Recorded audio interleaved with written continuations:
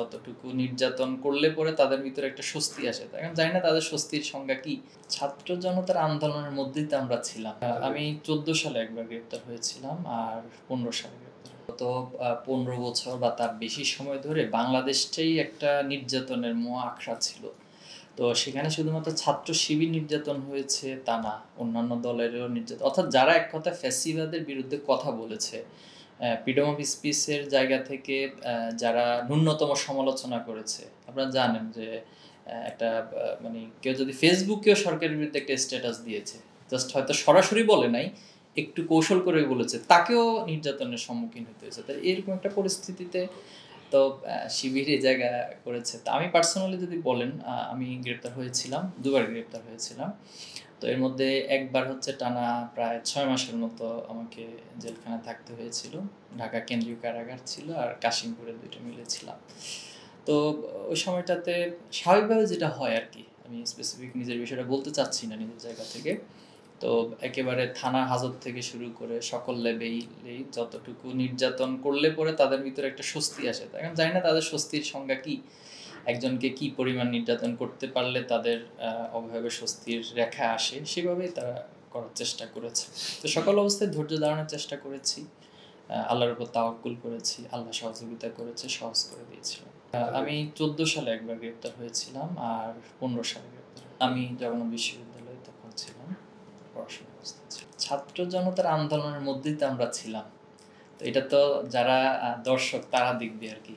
আমরা তো আমাদের জায়গা থেকে দেখেছি, মিনস হচ্ছে এটা বলেছি অনেক জায়গায় যে এই আন্দোলনটার একটা দীর্ঘ ব্যাকগ্রাউন্ড ছিল। যেহেতু ফ্যাসিবাদের অত্যাচার নির্যাতনে মানুষের ভিতরে দীর্ঘদিনের চাপা ক্ষোভগুলো একসাথে পুঞ্জীভূত হয়েছিল। এরপর কোটা আন্দোলন থেকে ছাত্রলীগের হামলার শিকার নারী শিক্ষার্থীসহ বেশ কিছু আহতের ঘটনা ঘটেছে। তো এই বিষয়গুলো আন্দোলনের একটা টার্নিং পয়েন্ট ছিল। এরপরে তো আবু সাঈদ সহ একদিনে যখন ৬ থেকে ৭ জন তাদেরকে হত্যা করা হলো, শহীদ হলেন। এরপর আন্দোলনটা নতুন একটা মাত্রা পেল।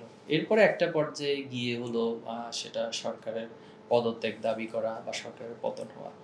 তো সবকিছু মিলে এই আন্দোলনটা আমার কাছে যেটা মনে হয় যে একটা চমৎকার ঐক্যবদ্ধ স্পিরিট তৈরি করেছে। এটা হলো ফার্স্ট অফ অল। আর সেকেন্ড হলো যে কোনো অন্যায়ের বিরুদ্ধে কথা বলতে পারা নিঃসংকোচে, কোনো পিছুটান নাই, কোনো ভয় নেই।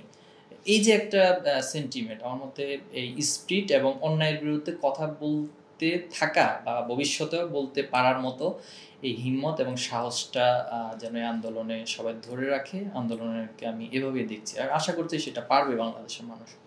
না, এটা খুব সিম্পল এবং ক্লিয়ার, সবার কাছে ইতিমধ্যে ক্লিয়ার হওয়ার কথা। আমাদের অনেকগুলো বক্তৃতা বিবৃতি বিভিন্ন সময় গিয়েছে।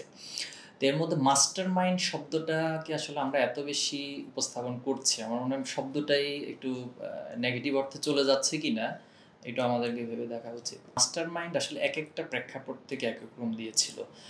যেমন দেখুন, আপনি যে প্রফেশনটাতে আছেন, একটা হাউস আছে, এখানে তো অনেকগুলো চিন্তার একটা সম্মিলন ঘটে।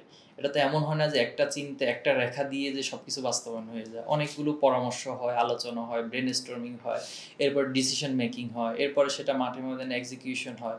এরপরে গিয়ে হচ্ছে আপনি দিন শেষে একটা রেজাল্ট পান। এই আন্দোলনটা আসলে আমার কাছে ওই সেম ক্যাটাগরি মনে হয়েছে, যে এখানে সবাই যার যার জায়গা থেকে ভূমিকা রেখেছে। তো এখন এখানে ২ টা অর্থ হইতে পারে, যে আমরা এভাবে ঘোষণা দিয়ে দিতে পারি যে সবাই নিজের জায়গা থেকে নিজেকে মাস্টারমাইন্ড দাবি করুক। তাহলে এটা একটা সমাধান হয়ে যেতে পারে যে সবাই যেহেতু অংশগ্রহণ করেছে, সবাই নিজেকে নিজের জায়গা থেকে মাস্টারমাইন্ড দাবি করতে পারে। আবার আমাদের জায়গা থেকে যদি বলেন যে আপনারা দাবি করবেন, আমরা তো বলেছি এখানে সবাই মাস্টারমাইন্ড। তো তার মানে আমাদের উত্তর আর সবার পার্সোনাল দাবি করার উত্তরটা আমি মনে করি অলমোস্ট সেম হয়ে যাবে।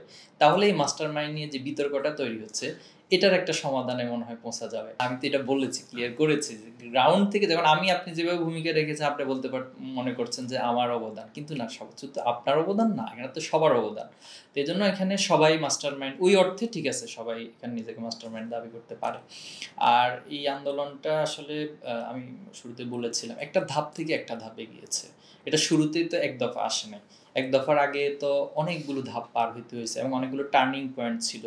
অনেকগুলো শাহাদাতের ঘটনা ঘটেছে। এরপরে আমি প্রাইভেট ইউনিভার্সিটিকে এখানে বিশেষভাবে উল্লেখ করতে চাই। তাদের আন্দোলনটা এখানে নতুন একটা মাত্রা যোগ করেছিল।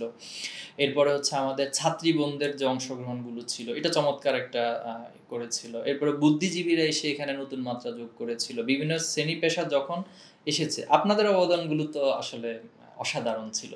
আপনার মিডিয়া যে একটা নিউজ যখন আপনার ইন্টারনেট শাটডাউন চলেছিল, তো তখন তো আসলে কেউ কারো কাছে ইনফরমেশন আদান-প্রদান করতে পারে নাই। কিন্তু এরপরেও এনিহাউ অনেক কষ্ট করে যেটা আপনার কাছে পৌঁছেছে আলহামদুলিল্লাহ আপনারা সেটা প্রচার করেছেন, মানুষের কাছে তুলে ধরেছেন। এরপরে সারা দেশের চিত্রগুলো মানুষের কাছে তুলে ধরার কারণে মানুষ হয়তো এজন্য আপনাদেরও তো এখানে বড় একটা মিডিয়া জগতের একটা বড় অবদান আছে। এরপর আমাদের বিদেশে যারা ছিল তারা যথেষ্ট অবদান রেখেছে। বিশেষ করে রেমিটেন্স যোদ্ধারা যারা এবং অনেক জায়গায় গ্রেপ্তারের ঘটনা ঘটেছে। এরপর ইউনিভার্সিটিতে যারা বিভিন্ন জায়গায় পড়াশোনা করছেন বিশ্বের বিভিন্ন জায়গায়, তারা তাদের সেই জায়গা থেকে প্রতিবাদ জানিয়েছে। এরপর লেখক, কলামিস্ট যারা ছিল তারা লিখেছেন। এরপর অনলাইন যোদ্ধা যারা ছিল, ইনফ্লুয়েন্সার যারা ছিল ব্যাপক ভিত্তি। এখন ধরুন সবাই তো এখানে অবদান রেখেছে। তাই আমি মনে করি যে সবাই তার নিজ, নিজ জায়গা থেকে মাস্টারমাইন্ড। তো আমরা কনক্লুশনটা এভাবে রাখতে পারি যে যতজনই আন্দোলনে অংশগ্রহণ করেছে আমরা সবাইকে মাস্টারমাইন্ড